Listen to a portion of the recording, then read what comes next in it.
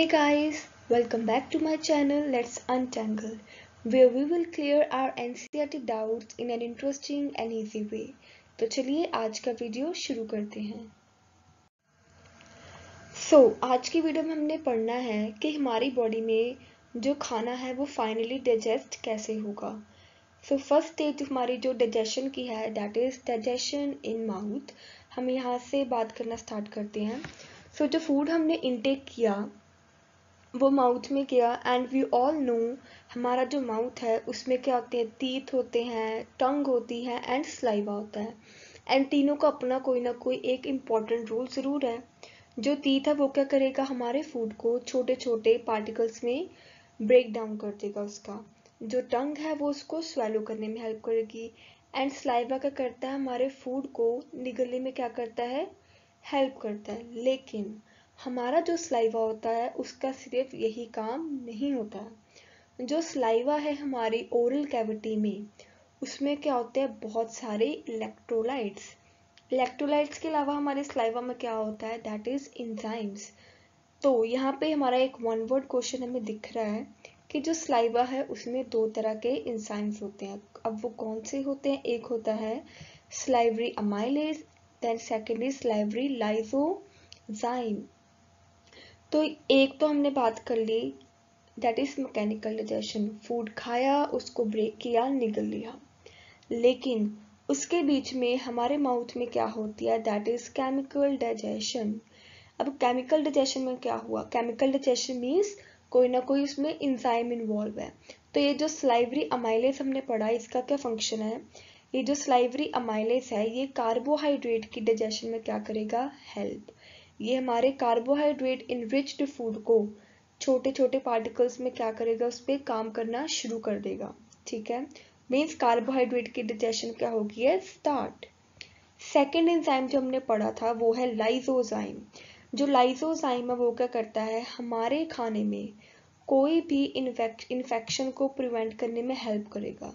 For example हम कई बार क्या बाहर का स्ट्रीट फूड खा लेते हैं, हम पिज़्ज़ा खा लेते हैं, हम बर्गर खाते हैं, हम कुछ भी खा लेते हैं बाहर का, हम तब इतना हाइजीन का ध्यान भी नहीं रखते। तो वहाँ पे हमें क्या है, बैक्टीरियल इन्फेक्शन होने का क्या है, चांसेस ज़्यादा हैं। तो उस चीज़ से बचने के लिए हमारी स्लाइवा में एक एंजाइम है, वो कौन सा है, लाइसोजाइम। ये जो लाइसोजाइम है ये है क्या, एक एंटी बैक्टीरियल एजेंट। वो क्या करेगा, हमारी बॉडी में हमारे माउथ में जो इन्फेक्शन है उसको प्रिवेंट कर देगा। अगर वन वर्ड आ भी गया कि हमारी बॉडी में जो एंटी बैक्टीरियल एजेंट है वो कौन है, दैट इज लाइसोजाइम। जो कार्बोहाइड्रेट की डाइजेशन करेगा उसके लिए कौन सा एंजाइम हमारी स्लाइवा में, दैट इज स्लाइवरी अमाइलेज। ठीक है, तो यहाँ पे हमें पता लग गया कि कैसे हमारे माउथ में मैकेनिकल डाइजेशन हुई as well as chemical digestion. यहाँ पे मैंने आपकी हेल्प के लिए एक फ्लो चार्ट प्रोवाइड किया है। तो यहाँ पे हम रीड करते हैं एक बार ओवरव्यू के लिए कि जो बक्कल कैविटी था उसमें दो फंक्शन हुए, that is mastication of food and swelling.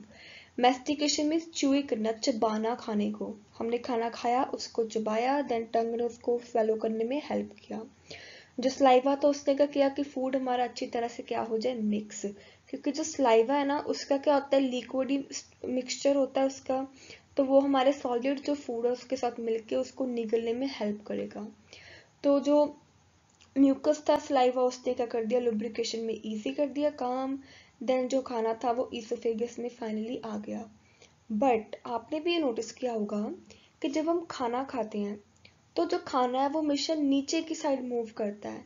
हमने ये नहीं नोटिस किया, या बहुत कम होता है कि हमारा जो खाना है वो हमारे मुंह में आ जाता है। ऐसा होता ही नहीं है कि खाना दोबारा मुंह में आ रहा है। अब इसका रीजन क्या है, इसका रीजन है दैट इज पेरिस्टाल्सिस।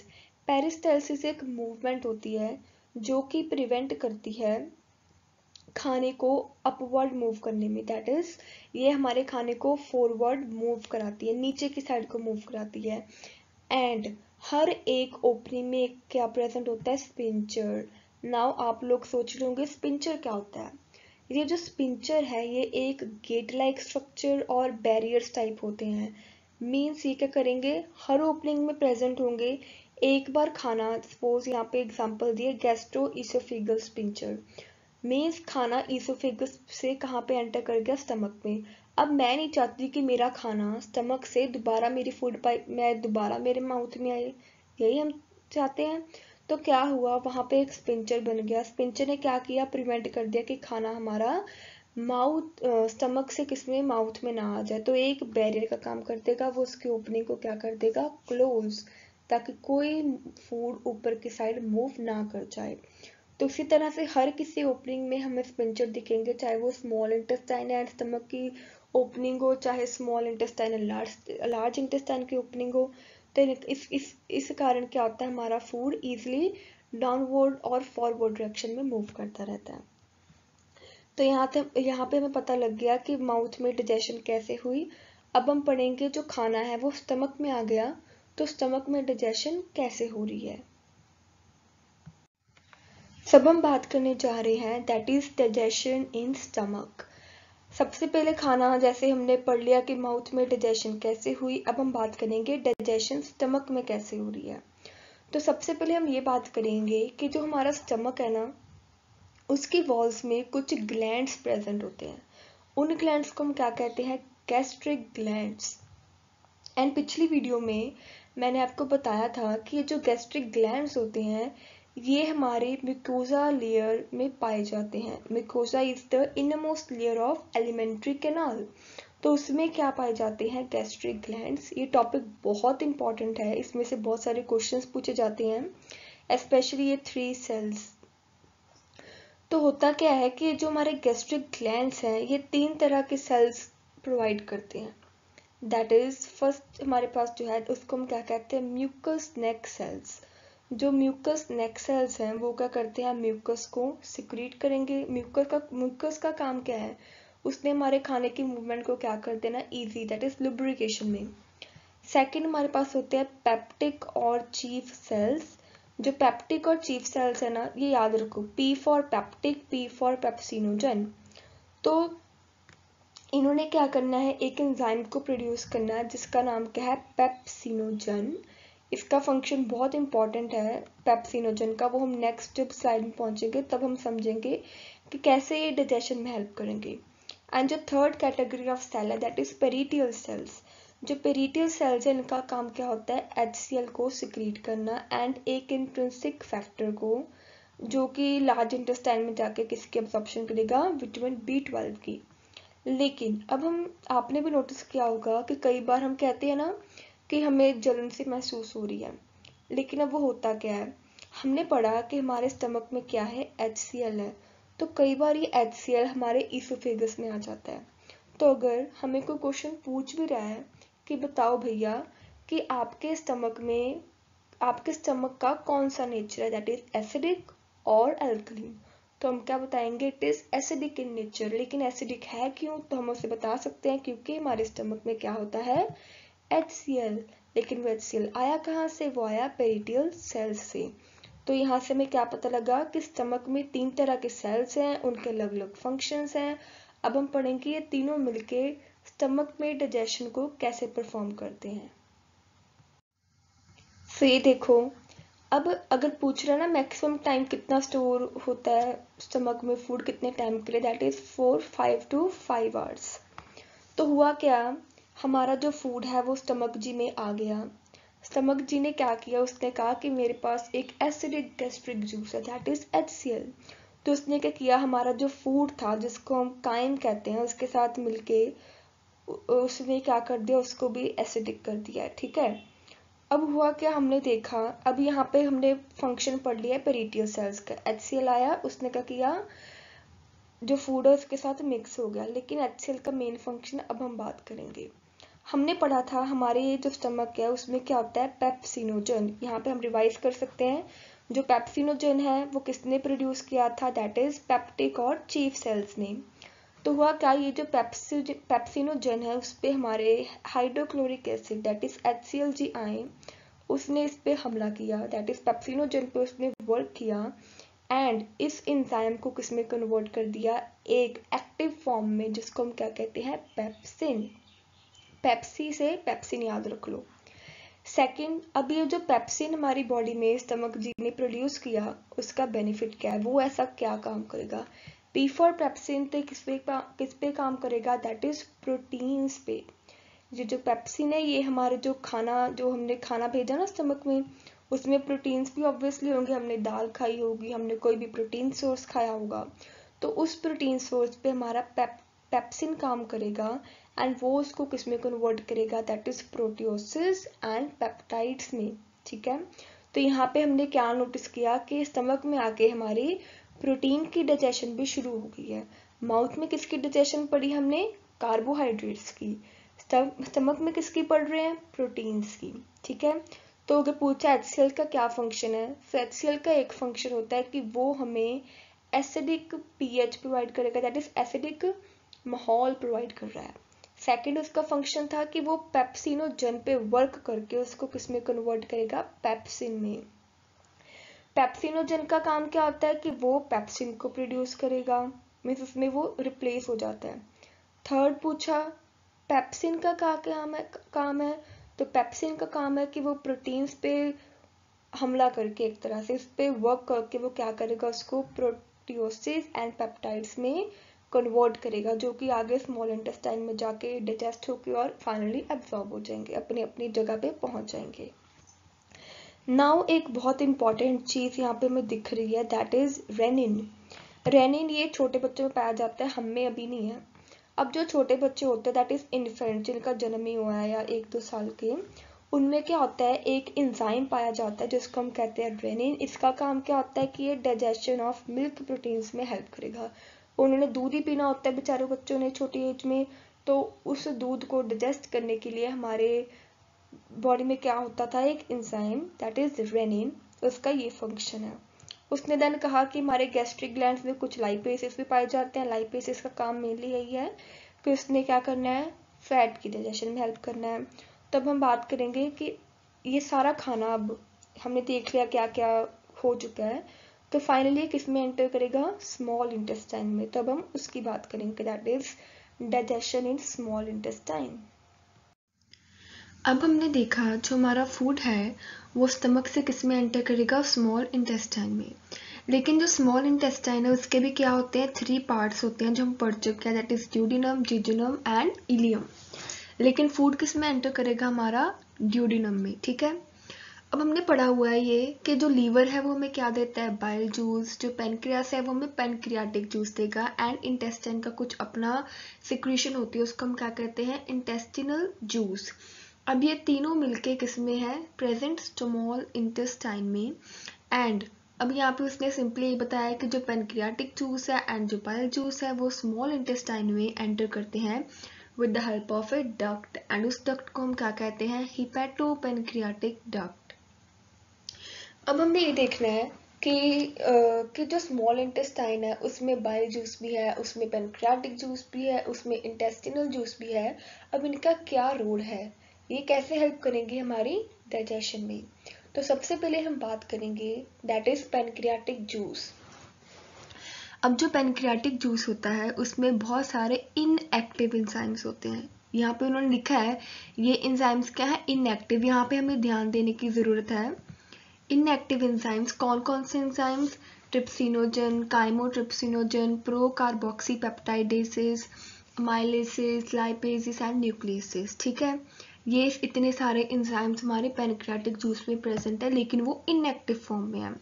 तो ये जो यहाँ पे इतनी ये 3 लाइन्स है ना, ये बहुत इंपॉर्टेंट है, ये वाली सारी। अब उसने यहाँ पे हमें बताया है कि जो ट्रिप्सिनोजन हमारा एंजाइम होता है वो एक्टिवेट होता है with the help of A enzyme जिसको हम कहते हैं एंट्रीनोकाइनेज। क्या कहते हैं, एंट्रीनोकाइनेज। एंड ये हमारा जो इंटेस्टिनल म्यूकोजा है, मीन्स इंटेस्टाइन की जो म्यूकोजा लेयर है उसमें ये पाया जाता है। देन किस पे काम करेगा, ट्रिप्सिनोजन में इसको कन्वर्ट कर देगा ट्रिप्सिन में, जो कि बाकी एंजाइम्स को भी क्या कर देगा, activate. So in short way हम ये कह सकते हैं कि पेनक्रियाटिक जूस में बहुत सारे इनएक्टिव एंजाइम होते हैं। जो ट्रिप्सिनोजन है वो एक इनएक्टिव एंजाइम है, वो ट्रिप्सिन में कन्वर्ट होगा जो कि इसकी एक्टिव फॉर्म है with the help of enzyme जिसको हम क्या कहते हैं, एंट्रीनोकाइनेज। एंड वही क्या करेगा, बाकी सभी एंजाइम्स को एक्टिवेट कर देगा। नाउ द सेकंड जो चीज़ पाई जाती है उसको हम कहते हैं बाइल जूस।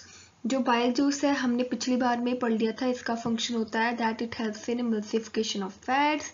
मीन्स ये क्या करेगा, उसको लिपिड्स में और फैट्स को बहुत छोटे छोटे पार्टिकल्स में कन्वर्ट कर देगा। अब यहाँ पे ये जो मैंने हाईलाइट किया हुआ है ये बहुत इंपॉर्टेंट क्वेश्चन है, वन वर्ड, कि जो बाइल जूस होता है उसमें दो तरह के पिगमेंट्स होते हैं जिसको हम क्या कहते हैं, बाइल पिगमेंट्स। तो वो बाइल पिगमेंट्स कौन कौन से हैं, एक है बिलीरुबिन, देन सेकंड है बिलीवर्डिन। इनके नेम्स में पता होना चाहिए।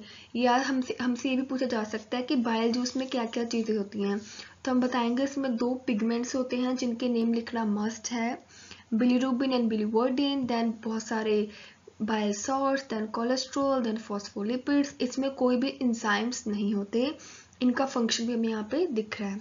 तो ये एक ओवरऑल पता लग गया कि स्मॉल इंटेस्टाइन में फूड आ गया। अब जितनी भी सिक्रीशंस थी उनमें क्या क्या चीज़ प्रेजेंट है वो देख ली। अब हम पढ़ेंगे कि इनका काम क्या है, ये कैसे हमारे फूड को डाइजेस्ट करेंगी।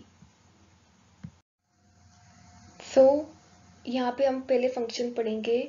जो ट्रिप्सिन एंजाइम था हमारे पास, जैसे जो काइमोट्रिप्सिनोजन था वो भी इसकी एक्टिव फॉर्म में कन्वर्ट हो गया, दैट इज काइमोट्रिप्सिन। उसी तरह से ट्रिप्सिन। अब हमें देखना है कि जो हमने पढ़ा था कि जो स्टमक है उसमें पेप्सिनोजन एंजाइम ने एक्ट किया और हमारे पास फाइनली क्या, प्रोटीन्स, पेप्टोन्स एंड प्रोटियोसिस बन चुके थे। अब उस पे क्या है, जो स्मॉल इंटेस्टाइन में ये जो एंजाइम्स थे वो किस पे वर्क करेंगे, हमारे प्रोटीन्स पे, एंड उसको उसके सिंपलर फॉर्म में कन्वर्ट कर देंगे, दैट इज डाइपेप्टाइड्स में। ठीक है, मीन्स यहाँ पे हमारी प्रोटीन की डाइजेशन होनी शुरू हो गई है। देन सेकेंड डाइजेशन है कार्बोहाइड्रेट्स की। जो कार्बोहाइड्रेट्स है उस पर इंजाइम एक्ट करता है, उसको हम क्या कहते हैं, अमाइलेज, पैनक्रियाटिक अमाइलेज। वो उसको किस में कन्वर्ट कर देगा, डाइसैकेराइड्स में। मीन सिंपली हमने ये देखना है कि जितने भी कार्बोहाइड्रेट्स हैं, फैट्स हैं, प्रोटीन्स हैं, वो उसके हमेशा अपनी सिंपलर फॉर्म में कन्वर्ट हो जाएंगी। देन आगे हमारे फैट्स पे किसने वर्क किया है एंजाइम ने, दैट इज लाइपेज। वो उसको कन्वर्ट कर देगा डाइग्लिसराइड्स में, देन मोनोग्लिसराइड्स में। Now the last is nucleic acids. Nucleic acids पे कौन काम करेगा, न्यूक्लियसेस। देन वो उसको कन्वर्ट कर देगा न्यूक्लियोटाइड्स में एंड न्यूक्लियोसाइड्स में। इस चैप्टर में मेनली हमारे पास ये जो कन्वर्जन्स है हमें ये अच्छी तरह से याद होनी चाहिए कि किस डाइजेशन पे कौन सा इंजाइम हमारा एक्ट कर रहा है। ये जो इंजाइम्स के नेम हमें दिख रहे हैं ये बहुत इंपॉर्टेंट है कि, और उनकी सिंपलर फॉर्म की एंड प्रोडक्ट हमें कौन सा मिल रहा है। बस ये अगर आपको याद होगी तो आपका हाफ चैप्टर से ज़्यादा क्लियर है कि प्रोटीन्स उसकी लास्ट फॉर्म है डाइपेप्टाइड्स, पॉलीसेकेराइड्स की डाइसेकेराइड्स, फैट्स की मोनोग्लिसराइड्स एंड न्यूक्लिक एसिड्स की न्यूक्लियोसाइड्स।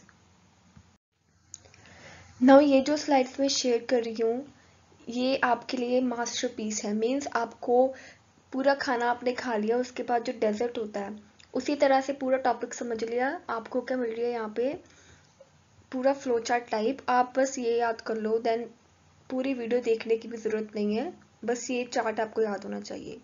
तब हम सभी के अलग अलग एक बारी रिकैप करेंगे एक तरह से कि डाइजेशन ऑफ कार्बोहाइड्रेट्स कैसे हुई। हम पहले कार्बोहाइड्रेट्स होते क्या, सिंपल डेफिनेशन यहाँ पे दी गई है आपको कि जो कार्बोहाइड्रेट्स है उनमें मेनली क्या होता है, हमारा स्टार्च होता है, उसमें शुगर्स होती हैं। एंड जो कार्बोहाइड्रेट्स हमने देखा पिछली स्लाइड में उसका एंड प्रोडक्ट क्या था, मोनोसेकेराइड्स। तब हम इसकी डाइजेशन देखते हैं। सबसे पहले जो कार्बोहाइड्रेट है उसकी डाइजेशन कहाँ पे शुरू हुई, तो जो कार्बोहाइड्रेट है उसकी डाइजेशन शुरू होती है हमारे माउथ में। तो वहाँ पे कौन सा एंजाइम एक्ट करता है, हमने आज ही पढ़ा था, दैट इज सलाइवरी अमाइलेज। उसने कार्बोहाइड्रेट्स पे काम करना शुरू कर दिया। फिर हमने देखा कि स्टमक में हमने कोई भी चीज़ नहीं पढ़ी जिसमें कार्बोहाइड्रेट्स की डाइजेशन हो रही है, तो हमने क्या कह दिया, no carbohydrate digestion occurs in the stomach. Then हम आ गए अपने स्मॉल इंटेस्टाइन पे। स्मॉल इंटेस्टाइन पे जो ड्यूडिनम है वो मेन साइट होती है कार्बोहाइड्रेट की डाइजेशन की। उस पे क्या हुआ, उसमें बहुत सारे इंजाइम्स ने कार्बोहाइड्रेट पे एक्ट करना शुरू किया एंड उस इंजाइम्स का नाम क्या था, दैट इज पैनक्रियाटिक अमाइलेज। उसने क्या करना शुरू कर दिया, हमारे कार्बोहाइड्रेट्स को डाइसेकेराइड्स में कन्वर्ट कर दिया। लेकिन पैनक्रियाटिक अमाइलेज को छोड़कर हमारे इंटेस्टाइन में और भी कुछ इंजाइम्स होते हैं जिसको हम क्या कहते हैं, ब्रश बॉर्डर इंजाइम्स। ये जो ब्रश बॉर्डर इंजाइम्स है, ये जो डाइसेक्राइड्स बने थे ना, वो इसको किस में कन्वर्ट कर देंगे, मोनोसेक्राइड्स में। एंड ये जो मोनोसेक्राइड्स है फाइनली वो किस में अब्सॉर्ब हो जाएंगे, हमारे स्मॉल इंटेस्टाइन में। तो यहाँ से क्या होगी क्लियर हमें, स्मॉल इंटेस्टाइन की डाइजेशन की वो माउथ से शुरू होगी, स्टमक में कोई डाइजेशन नहीं होगी। एंड मेन साइड डाइजेशन की क्या होती है, स्मॉल इंटेस्टाइन, वहाँ पे कौन कौन से इंजाइम्स एक्ट करते हैं। तो नेक्स्ट हम अभी प्रोटीन्स के बारे में पढ़ते हैं। सो यहाँ पे बात कर रहे हैं प्रोटीन्स की। उसने लिखा कि जो प्रोटीन्स है वो हमारी बॉडी का बिल्डिंग ब्लॉक्स होते हैं। एंड जो एंड प्रोडक्ट है प्रोटीन्स का वो क्या होता है, अमाइनो एसिड्स। अब हम पढ़ते हैं प्रॉपर वे में कि कैसे हुई डाइजेशन। जैसे कार्बोहाइड्रेट की डाइजेशन माउथ में हुई थी, वैसे प्रोटीन की डाइजेशन माउथ में नहीं हुई थी। Means no protein digestion occurs in the mouth. Second, stomach में मेन डाइजेशन प्रोटीन की शुरू हो चुकी थी। स्टमक में हमने पढ़ा कि कैसे जो हमारा पेप्सिनोजन इंजाइम था वो पेप्सिन में कन्वर्ट हुआ with the help of hydrochloric acid. And वही पेप्सिन ने क्या किया था, हमारे प्रोटीन्स को प्रोटियोसिस में, पॉलीपेप्टाइड्स वगैरह में क्या कर दिया था, कन्वर्ट। देन स्मॉल इंटेस्टाइन में हमारी यही सब चीजें क्या हो गई, ट्रेवल होकर यहाँ पे आ गई। यहाँ पे हमारा बहुत सारे जो enzymes that is trypsinogen means trypsin, chymotrypsin, उन्होंने एक्ट करना शुरू कर दिया प्रोटीन्स पे। एंड उस प्रोटीन को उसने किस में कन्वर्ट करना शुरू कर दिया, कुछ अमाइनो एसिड्स में। एंड ये जो अमाइनो एसिड्स थे फाइनली वो हमारे स्मॉल इंटेस्टाइन में क्या हो गए, एब्सॉर्ब। तो यहाँ से क्या पता लगा हमें कि प्रोटीन की डाइजेशन माउथ में नहीं होती है। कहाँ से शुरू होगी, स्टमक में, देन स्मॉल इंटेस्टाइन में। एंड उसका जो एंड प्रोडक्ट है वो क्या होता है, हमारा अमीनो एसिड्स। कार्बोहाइड्रेट्स का क्या था, मोनोसेक्राइड्स। प्रोटीन्स का क्या था, aminosaccharides, sorry amino acids. So last हम बात करने जा रहे हैं डाइजेशन के बारे में, तो वो डाइजेशन है फैट्स की। उसी तरह से उसने कहा कि जो फैट्स है उसका जो मोस्ट कॉमन इनटेक है वो किस फॉर्म में होता है, दैट इज ट्राइग्लिसराइड्स की फॉर्म में। सो सबसे पहले यहाँ पे ये एक ऐसा एंजाइम है जो आपके एनसीईआरटी में मेंशन नहीं है, लेकिन यहाँ पे मैं आपको बता रही हूँ कि जो फैट्स की डाइजेशन है ना वो हमारे माउथ में शुरू हो जाती है। कैसे शुरू हो जाती है कि हमारा जो माउथ है उसमें जो सलाइवा होता है उसमें एक एंजाइम प्रेजेंट होता है जिसको हम कहते हैं लिंगुअल लाइपेज। जो लिंगुअल लाइपेज है वो हमारे फैट पे काम करना शुरू कर देगा एंड उसकी डाइजेशन हमारी माउथ में शुरू हो जाएगी।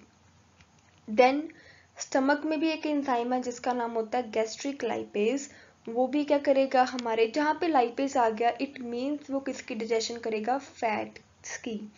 सो जो स्टमक है उसमें भी जो गैस्ट्रिक लाइपेज था वो भी हमारे फैट पे काम करना शुरू कर देगा एंड उसकी डाइजेशन करेगा। देन उसके बाद हमने पढ़ा था कि जो स्मॉल इंटेस्टाइन उसमें लीवर से क्या आ रहा है, बाइल जूस। जो बाइल जूस था उसका काम तो हमने पढ़ ही लिया है कि वो इमल्सिफाई करेगा फैट्स को। तो स्मॉल इंटेस्टाइन में जो हमारे पास एंजाइम थे दैट इज लाइपेज एंजाइम, वो किस पे काम करेगा, फैट्स पे, एंड उसको किस में कन्वर्ट कर देगा, फैटी एसिड्स में, देन मोनोग्लिसराइड्स में सबसे पहले वो उसको कन्वर्ट करेगा फैटी एसिड में, देन ट्राइग्लिसराइड्स में, देन उसको हम उसके शॉर्ट फॉर्म में लेके आएंगे मोनोग्लिसराइड्स में। तो उसका जो एंड प्रोडक्ट है दैट इज जो एब्जॉर्ब होगा बॉडी में वो क्या है, फैटी एसिड्स एंड ग्लिसराइड्स। सो जो फैट्स है उसका जो एंड प्रोडक्ट है वो क्या होगा, फैट्स एंड ग्लिसराइड्स। ठीक है, तो सभी के तीनों की डाइजेशन अब हमें पता लग चुकी है कि कैसे हुई, कहाँ से स्टार्ट हुई। हमें देख सकते हैं कि फैट से एक इकलौता है जिसकी डाइजेशन हर बॉडी पार्ट में हुई है, माउथ में भी हुई है, स्टमक में भी हुई है, स्मॉल इंटेस्टाइन में तो सभी की हुई है। ठीक है, तो यहाँ पे आपको वन वर्ड पूछने के काफी ज्यादा चांसेस है तीनों की डाइजेशन में, कि किसकी डाइजेशन कहाँ से शुरू हो रही है, किसकी डाइजेशन कहाँ पर नहीं होती है, कौन कौन से एंजाइम्स इन्वॉल्व हैं, देन उनका कौन कौन सा एंड प्रोडक्ट है। तो ये सब चीजें हमें ध्यान में रखने की जरूरत है। So now in this slide मैंने आपको वो जो आपके एनसीईआरटी में दी गई है कन्वर्जन्स वो यहाँ पे मेंशन की है।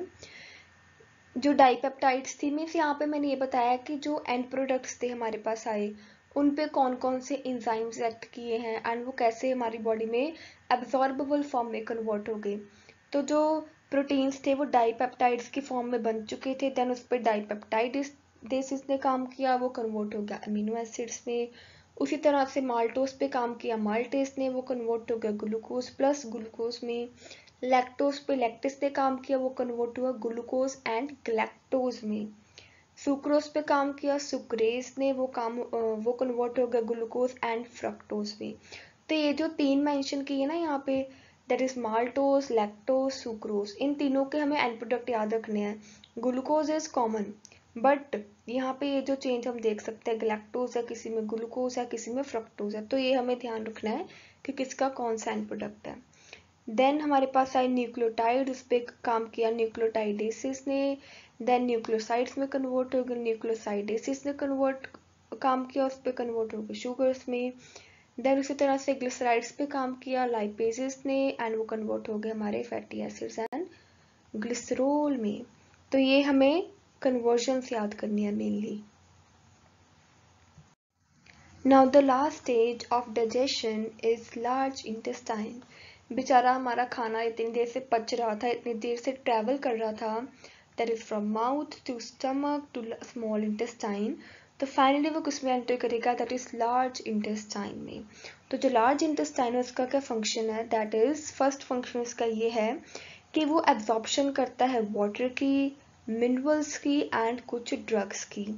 वैसे हमने ये पढ़ा है कि जो स्मॉल इंटेस्टाइन है it is the main site of digestion and absorption, but कुछ चीजें ऐसी हो जाती जैसे कि जो स्मॉल इंटेस्टाइन से हमारा जो काइम ट्रेवल होकर लार्ज इंटेस्टाइन में आया, जो लार्ज इंटेस्टाइन है वो उस मटेरियल में से भी कुछ मिनरल्स को, कुछ न्यूट्रिएंट्स को एंड वाटर को रीअब्सॉर्ब करता है, ठीक है, ताकि कुछ वेस्ट ना हो जाए हमारी बॉडी में से। मीन्स हम अच्छी चीजों को क्या कर रहे हैं, एब्सॉर्ब कर रहे हैं हमारी बॉडी, हमारे जो काइम निकला है। सेकंड, जो अनडाइजेस्टेड पार्टिकल्स हैं उसमें ये क्या करता है, सिक्रीशन करता है म्यूकस की, ताकि इजी पैसेज हो जाए, मीन्स लुब्रिकेशन में हेल्प करेगा वो। एंड जो अनडाइजेस्टेड फूड होता है हमारी बॉडी का उसको हम क्या कहते हैं, फीसेस। एंड ये जो अनडाइजेस्टेड मटेरियल है वो हमारे लार्ज इंटेस्टाइन में एंटर करेगा with the help of A valve, जिसको हम क्या कहते हैं, इलियोसिकल वॉल्व। इसका हमें फंक्शन पता होना चाहिए, 1 वर्ड में पूछा जाता है कि इसका वॉल्व का क्या फंक्शन है, तो इसका फंक्शन है कि बैक फ्लो को क्या करेगा, prevent. Now defecation, that is the process of removal of waste from our body. उतने टाइम तक जो हमारा वेस्ट है वो हम रेक्टम में क्या कर सकते हैं, टेम्पोररी स्टोर कर सकते हैं, that is it is a voluntary movement. Then जो last stage that is defecation, जो हमारा अनडाइजेस्टेड फूड है दैट इज फीसेस, वो एनस के थ्रू हमारी बॉडी में से क्या हो जाएगा, रिमूव। तो यहाँ तक हमने पढ़ लिया है प्रॉपर, हमें समझ आ चुका है कि डाइजेशन कैसे स्टार्ट हुई, कार्बोहाइड्रेट्स कैसे अब्जॉर्ब हुए, कैसे डाइजेस्ट हुए, then proteins, then fats. Then इस स्लाइड में भी आपकी हेल्प के लिए हमने एक फ्लो चार्ट प्रोवाइड किया है, दैट इज कार्बोहाइड्रेट की डाइजेशन कैसे है, प्रोटीन की, देन न्यूक्लिक एसिड की, देन फैट्स की। यहाँ पे सिंपली बताया गया है कि स्टमक में जैसे हमने किया था कि कार्बोहाइड्रेट की स्टमक के में कोई डाइजेशन नहीं है तो इसको खाली छोड़ दिया। देन स्मॉल इंटेस्टाइन पे उसमें कौन सा इंजाइम एक्ट कर रहा है, देन नेक्स्ट। तो ये आप अपनी हेल्प के लिए अगर आपने रीड करना तो आप ये कर सकते हो। सो वैसे ही सोचने की बात है कि हमने खाना खाया, हमने देखा इतने सारी सिक्रीशंस होती है हमारी बॉडी में, इतने सारे हार्मोन्स आ जाते हैं बाहर अपना काम करने, इतने सारे एंजाइम्स एक्ट करना शुरू करते हैं, लेकिन हाउ इज दैट पॉसिबल, ये कैसे हो सकता है। मीन्स हमारी बॉडी में ऐसे कुछ ना कुछ चीजें तो होंगी जो हमारी बॉडी को, हमारी बॉडी के ऑर्गन्स को सिग्नल्स दे रही हैं कि यस खाना आ गया है, काम शुरू करो। तो वो क्या होगा, अब हम पढ़ने जा रहे हैं, दैट इज हार्मोनल कंट्रोल। तो उसने देखा, कहता जो एक्टिविटीज होती हैं हमारे जीआई ट्रैक्ट में, दैट इज गैस्ट्रोइंटेस्टिनल ट्रैक्ट, वो under neural and hormonal control होती हैं। मीन्स इन सभी की पहले हमारी बॉडी में क्या होती है, प्रॉपर कोऑर्डिनेशन है। मीन्स हम हमारी बॉडी को पहले सिग्नल मिल जाएगा। फॉर एग्जाम्पल मैं सीधा बात करती हूँ, जैसे हमने खाना देखा, हमारे मुंह में पानी आ जाता है, हमारे आगे पिज्जा बर्गर स्पेशली रख दो तो हमारे मुंह में पानी आ जाएगा, वाह खाना आ गया, अच्छा। तो साइमल्टेनियसली क्या हो जाएगा, अपने आप सलाइवा की क्या हो जाएगी, सिक्रीशन। तो ये क्या है, एक सिग्नल का काम कर रहा है। जिसकी वजह से क्या होगा, सलाइवा सिक्रीट एंड एंजाइम्स भी एक्ट करना शुरू कर देंगे। सेकंड क्या होता है, कई बार न्यूरल सिग्नल्स मिलते हैं जो हमारे गैस्ट्रिक एंड इंटेस्टिनल की जो सिक्रीशंस होती हैं वो कैसे होती हैं, बाय न्यूरल सिग्नल्स। कुछ जो सिग्नल्स हैं वो मिलते हैं with the help of some hormones, जिसको हम लोकल हॉर्मोन्स कह रहे हैं, वो भी हमारे गैस्ट्रिक या इंटेस्टिनल म्यूकोजा के जो ग्लैंड्स हैं वो अपने आप सिक्रीट कर देंगे। सो ये क्या, एक मिला जुला काम है, मिलके एक टीम वर्क हो रहा है हमारी बॉडी में डाइजेशन को कंप्लीट करने के लिए। सो आई होप आपको आज की वीडियो अच्छी लगी होगी एंड आपके जो एनसीईआरटी के कॉन्सेप्ट्स थे डाइजेशन को रिलेटेड वो आज क्लियर होंगे। सो प्लीज़ सब्सक्राइब करें मेरे चैनल को एंड अगर आपको ये वीडियो अच्छी लगी तो प्लीज़ लाइक भी करें। एंड अगर आपको कोई क्वायरी है डाइजेशन को रिलेटेड, इस टॉपिक के रिलेटेड, तो आप कमेंट सेक्शन में अपने कमेंट ड्रॉप करें। And if you want PDF of this video तो आप डिस्क्रिप्शन बॉक्स चेक कर सकते हैं, वहाँ पे इसकी पीडीएफ अवेलेबल है। एंड लास्टली आप अपने फ्रेंड्स फैमिली मेम्बर्स के साथ इस वीडियो को शेयर करें ताकि उनकी भी हेल्प हो सके। Thank you so much for watching this video.